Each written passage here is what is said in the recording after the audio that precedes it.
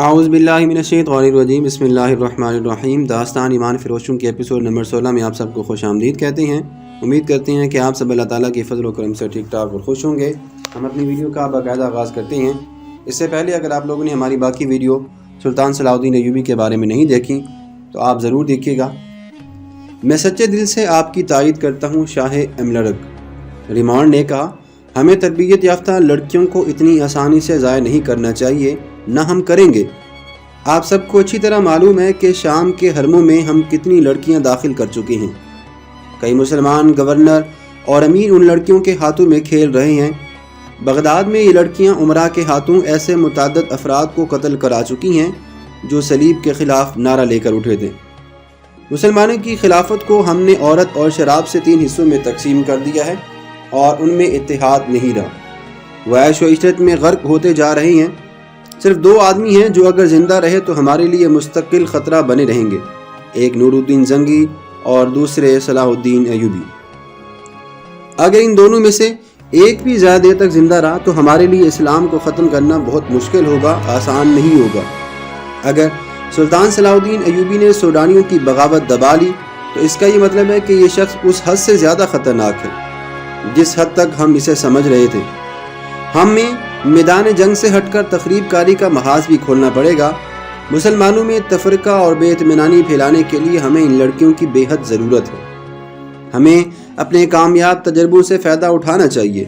لوئی ہفتم کے بھائی رابرٹ نے کہا، عرب میں ہم مسلمانوں کی کمزوریوں سے فائدہ اٹھا چکے ہیں۔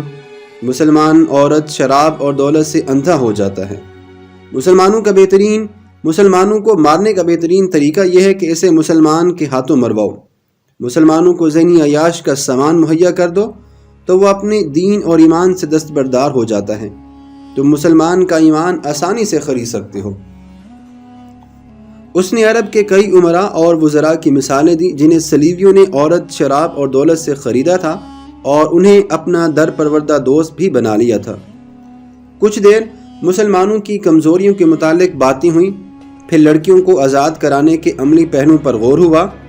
آخر یہ طے پایا کہ 20 نہایت دلیر آدمی اس کام کے لیے روانہ کیے جائیں اور وہ اگلی شام تک روانہ ہو جائیں۔ اسی وقت 4-5 کمانڈروں کو بلایا گیا۔ انہیں اصل مقصد اور مہم بتا کر کہا گیا کہ 20 آدمی منتخب کر لیں۔ کمانڈروں نے تھوڑی دیر اس مہم کے خطروں کے متعلق بحث و مباحثہ کیا۔ ایک کمانڈر نے کہا، ہم پہلے ہی ایک ایسی فورس تیار کر رہی ہیں جو مسلمانوں کے کیمپوں پر شب خون مارا کرے گی اور ان کی متحرک فوج پر بھی رات کو حملے کر کے پریشان کرتی رہے گی۔ اس فورس کے لیے ہم نے چند ایک آدمی بھی منتخب کیے ہیں، لیکن یہ آدمی 100% قابل اعتبار ہونے چاہیے۔ آگسٹ نے کہا، وہ ہماری تمہاری نظروں سے اوجھل ہو کر یہ سارا کام کریں گے۔ یہ بھی ہو سکتا ہے کہ وہ کچھ بھی نہ کریں اور آپس میں آ کر کہیں کہ وہ بہت کچھ کر کے آئے ہیں۔ آپ یہ سن کر حیران ہوں گے، ایک کمانڈر نے کہا کہ ہماری فوج میں ایسے سپاہی بھی ہیں جنہیں ہم نے جیل خانوں سے حاصل کیا۔ یہ ڈاکو، چور اور رہزن تھے۔ انہیں بڑی بڑی لمبی سزائیں دی گئی تھیں۔ انہیں جیل خانوں میں مرنا ہی تھا۔ ہم نے ان سے بات کی تو وہ جوش و خروش سے فوج میں آ گئے۔ آپ کو شاید یہ معلوم کر کے بھی حیرت ہو کہ ناکام حملے میں ان سزا یافتہ مجرموں نے بڑی بہادری سے کئی جہاز بچائے ہیں۔ میں لڑکیوں کو مسلمانوں سے آزاد کرانے کی مہم میں ایسے 3 آدمی بھیجوں گا۔ مورخوں نے لکھا ہے کہ مسلمانوں میں عیش و عشرت کا رجحان بڑھ گیا اور اتحاد ختم ہو رہا تھا۔ عیسائیوں نے مسلمانوں کو اخلاقی تباہی تک پہنچانے میں ذہنی عیاش کا ہر سامان مہیا کیا۔ اب انہیں یہ توقع تھی کہ مسلمانوں کو ایک ہی حملے میں ختم کر دیں گے، چنانچہ ان کے خلاف عیسائی دنیا میں نفرت کی طوفانی مہم چلائی گئی اور ہر کسی کو اسلام کے خلاف جنگ میں شریک ہونے کی دعوت دی گئی۔ اس کے جواب میں معاشرے کے ہر شعبے کے لوگ صلیبی لشکر میں شامل ہونے لگے۔ ان میں پادری بھی شامل ہوئے اور عام مجرم بھی گناہوں سے توبہ کر کے مسلمانوں کے خلاف مسلح ہو گئے۔ بعض ملکوں کے جیل خانوں میں جو مجرم لمبی قید کی سزائیں بھگت رہے تھے وہ بھی فوج میں بھرتی ہو گئے۔ ان مجرموں کے متعلق عیسائیوں کا تجربہ غالباً اچھا تھا، جس کے پیش نظر ایک کمانڈر نے لڑکیوں کو آزاد کرانے اور سلطان صلاح الدین ایوبی کو قتل کرنے کے لیے قیدی مجرموں کا انتخاب کیا تھا۔ صبح تک 20 انتہائی دلیر اور ذہین آدمی چن لیے گئے تھے۔ ان میں میگنا ماریوس بھی تھا جسے روم کے جیل خانے سے لایا گیا تھا۔ اس جاسوس کو جو ڈاکٹر کے بحروب میں سلطان صلاح الدین ایوبی کے کیمپ میں رہا اور فرار ہو کر آیا تھا، اس کمانڈو پارٹی کا بالکل اسے کمانڈر اور گائیڈ اس کو مقرر کیا گیا تھا۔ اس پارٹی کو یہ مشن دیا گیا کہ لڑکیوں کو مسلمانوں کی قید سے ہر صورت میں نکالنا ہے۔ اگر رابن اور اس کے 4 ساتھیوں کو بھی آزاد کرایا جا سکے تو کرا لینا، ورنہ ان کے لیے کوئی خطرہ مول لینے کی بالکل ضرورت نہیں ہے۔ دوسرا مشن تھا سلطان صلاح الدین ایوبی کا قتل۔ اس پارٹی کو کوئی عملی ٹریننگ نہیں دی گئی، صرف زبانی ہدایات اور ضروری ہتھیار دے کر اسی روز ایک بادبانی کشتی میں ماہی گیروں کے بھیس میں روانہ کر دیا گیا۔ جس وقت یہ کشتی اٹلی کے ساحل سے روانہ ہوئی، سلطان صلاح الدین ایوبی سوڈانیوں کی بغاوت کو مکمل طور پر دبا چکے تھے۔ سوڈانیوں کے بہت سے کماندار مارے گئے تھے یا زخمی ہو گئے تھے، اور بہت سے سلطان صلاح الدین ایوبی کے دفتر کے سامنے کھڑے تھے۔ انہوں نے ہتھیار ڈال کر شکست اور سلطان ایوبی کی اطاعت کو قبول کر لیا تھا۔ وہ سلطان کے حکم کے منتظر تھے۔ سلطان اندر بیٹھا اپنے سالاروں کو احکامات دے رہا تھا۔ علی بن سفیان بھی موجود تھا۔ اس فتح میں اس کا بہت عمل دخل تھا۔ صلیبیوں کو شکست دینے میں بھی اس کے نظام جاسوسی نے بہت کام کیا تھا، بلکہ یہ دونوں کامیابیاں جاسوسی کے نظام کی وجہ سے ہی کامیابیاں تھیں۔ سلطان صلاح الدین ایوبی کو جیسے کچھ یاد آ گیا ہو، اس نے علی بن سفیان سے کہا، علی، ہمیں ان جاسوس لڑکیوں اور ان کے ساتھیوں کے متعلق سوچنے کا وقت ہی نہیں ملا۔ وہ ابھی تک ساحل پر قیدی کیمپ میں ہیں۔ ان سب کو فوراً یہاں لانے کا بندوبست کرو اور تہہ خانے میں ڈال دو۔ میں ابھی پیغام بھجوا دیتا ہوں، علی بن سفیان نے کہا۔ ان سب کو یہاں پہرے میں بلوا لیتا ہوں۔ سلطان، آپ شاید 7ویں لڑکیوں کو بھول گئے ہیں۔ وہ سوڈانیوں کے ایک کماندار بالیان کے پاس تھی۔ اسی لڑکی سے جاسوسوں اور بغاوت کا انکشاف ہوا تھا۔ میں دیکھ رہا ہوں کہ بالیان ان کمانداروں میں سے نہیں ہے جو باہر موجود ہیں، اور وہ زخمیوں میں بھی نہیں ہیں، وہ مرے ہوئوں میں بھی نہیں ہیں۔ مجھے شک ہے کہ 7ویں لڑکی جس کا نام فخر المصری نے منہ بھی بتایا تھا، بالیان کے ساتھ کہیں روپوش ہو گئی ہے۔ اپنا شک رفع کرو علی، سلطان صلاح الدین ایوبی نے کہا۔ یہاں مجھے اب تمہاری ضرورت نہیں ہے۔ بالیان لاپتہ ہے تو وہ بحیرہ روم کی طرف نکل گیا ہوگا۔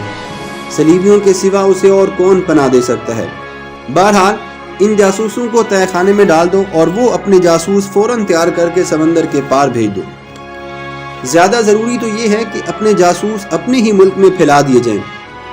یہ مشورہ دینے والا سلطان نور الدین زنگی کی بھیجی ہوئی فوج کا سالار تھا۔ اس نے کہا، ہمیں صلیبیوں کی طرف سے اتنا خطرہ نہیں تھا جتنا اپنے مسلمان امراء سے ہے۔